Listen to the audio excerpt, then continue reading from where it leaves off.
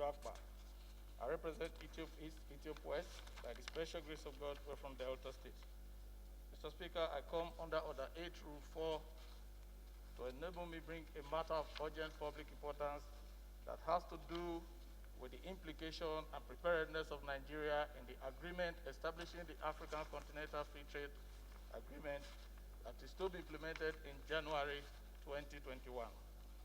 Mr. Speaker, it is urgent, and I want to appeal that we suspend all relevant rules of the House to enable me to take it immediately. I beg to move. Thank you, Mr. Speaker. Okay, thank you, Mr. Mayor. Mr. Speaker, once again, I am Honorable Ben Roland Igbakpa. I represent Ethiopia East, Ethiopia West, and by the special grace of God, we're from Delta State.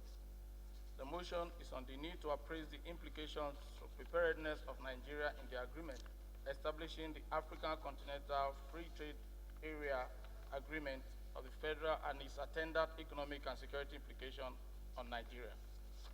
The House notes that on the 7th of July 2019, Mr. President, on behalf of the Federal Republic of Nigeria, signed the agreement establishing the African Continental Free Trade Agreement at the African Union Summit in Nigeria. Earlier in March 2019, about 44 member countries of the AU endorsed the agreement during the 18th extraordinary session of the Assembly of AU Heads of State and Government in Kigali, the capital of Rwanda.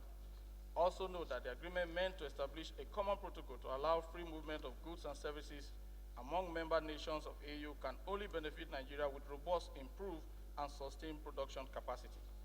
Aware that with a porous border system and a mono economy without substantial production, for instance, there are fears that the agreements as presented are conceptualized will open the country's seaports, airports, and other businesses to unbridled foreign interference and domination, which, according to the Nigeria Labour Congress, constitute a renewed, extremely dangerous and radioactive neoliberal policy initiative.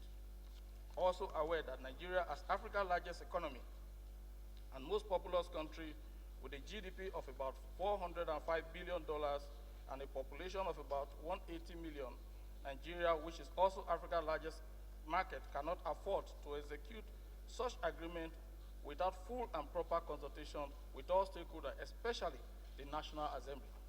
Disturbed that the agreement will impact on government revenue and so.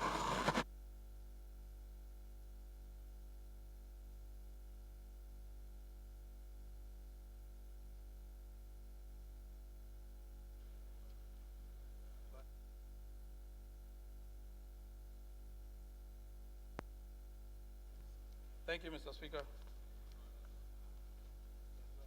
Disturbed that the agreement will impact on government revenue and social welfare as it tends to eliminate all tariffs among African countries. This will erode the trading state's treasury by up to 4.1 billion annually and deepen poverty, with millions of Africa potentially exposed to starvation and debt. Also disturbed that Nigeria's businesses are not well positioned to take full advantage of the agreement, as there are no infrastructure that will promote the product that we seek to export. Moreover, little or no incentive is given to the private sector for value addition, and we cannot continue to export raw materials and get peanuts in return.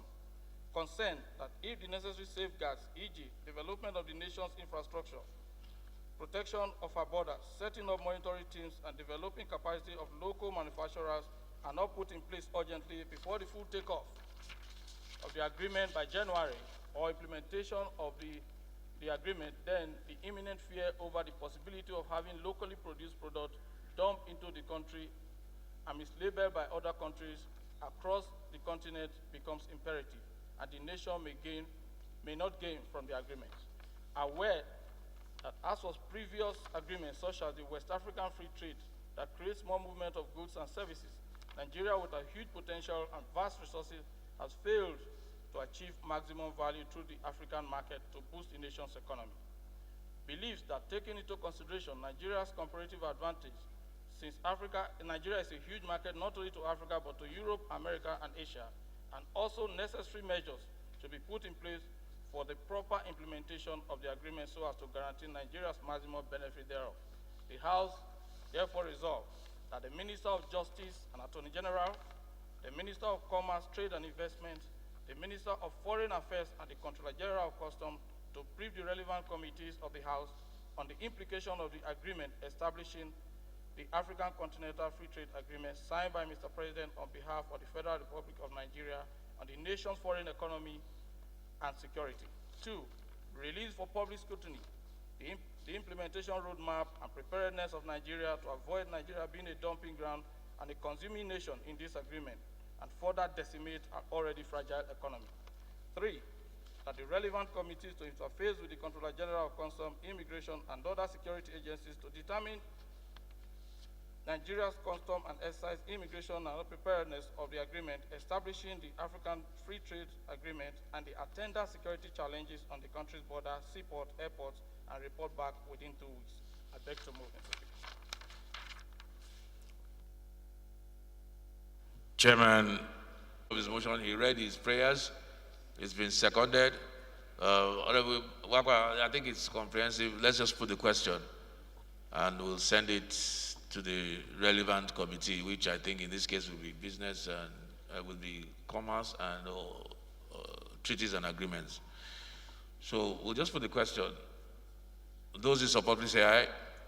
Those against, please say nay. Ayes have it. Refer to commerce and treaties, protocols and agreements.